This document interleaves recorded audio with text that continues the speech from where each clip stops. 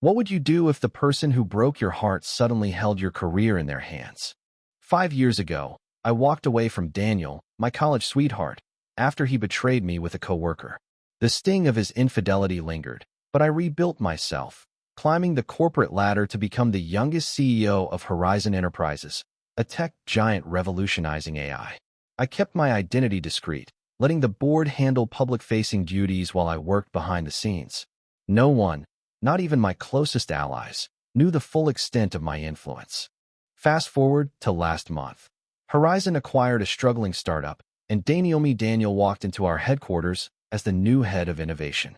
I froze when I saw him in the boardroom, his familiar smirk cutting through me like a blade.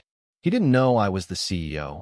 To him, I was just Emily, the quiet project manager from years ago.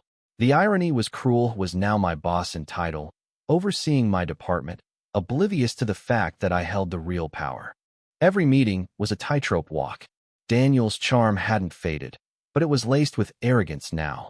He'd critique my work with a patronizing tone, unaware that I'd greenlit his hiring to test his skills. I played along, swallowing my pride, but the tension grew. He'd linger after meetings, dropping hints about old times, as if I'd forgotten his betrayal. I wanted to scream, but I had a company to run. The twist came during a late-night strategy session. A junior analyst, Clara, a sharp but overlooked employee, slipped me a USB drive. "You need to see this," she whispered. On it were emails showing Daniel had been leaking Horizon's proprietary AI algorithms to a competitor. My heart sank not just from the betrayal to the company, but from the echo of his past disloyalty to me. Clara, with her quiet courage, had uncovered what no one else dared to see. Her discovery shifted everything. She wasn't just a bystander, but a catalyst, forcing me to confront the truth about Daniel's character. I could have fired him quietly, but something in me snapped. I'd spent years hiding my power, letting others take credit to avoid the spotlight. No more. I drafted his termination letter myself, signing it not as Emily, the ex he underestimated, but as E.J. Harper, CEO of Horizon Enterprises. The board approved it unanimously, and I scheduled a final meeting.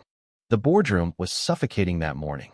Daniel sat across from me, his confidence unshaken, until I slid the letter across the table.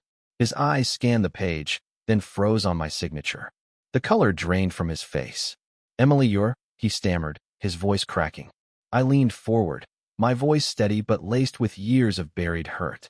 "I built this company, Daniel, and I'm done letting you think you can control me." The room fell silent.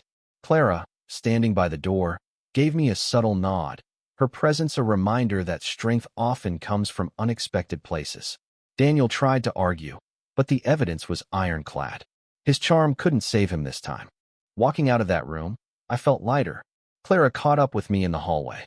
"You didn't have to do it like that," she said, her eyes gleaming with respect. I smiled. "Sometimes, you need to remind people who's really in charge." The aftermath wasn't easy. The company buzzed with rumors, and I had to navigate the fallout of revealing my role. But Clara's bravery inspired me to mentor others, to lift up those who, like me, had been underestimated. Daniel's departure left a void, but it also cleared the way for new talent to shine. I'd spent years hiding, fearing vulnerability would weaken me. But in that boardroom, I learned that true strength lies in owning your story, scars and all. Horizon Enterprises thrived, and so did I. The past no longer defined me. It was just a chapter, not the whole book. Yendi.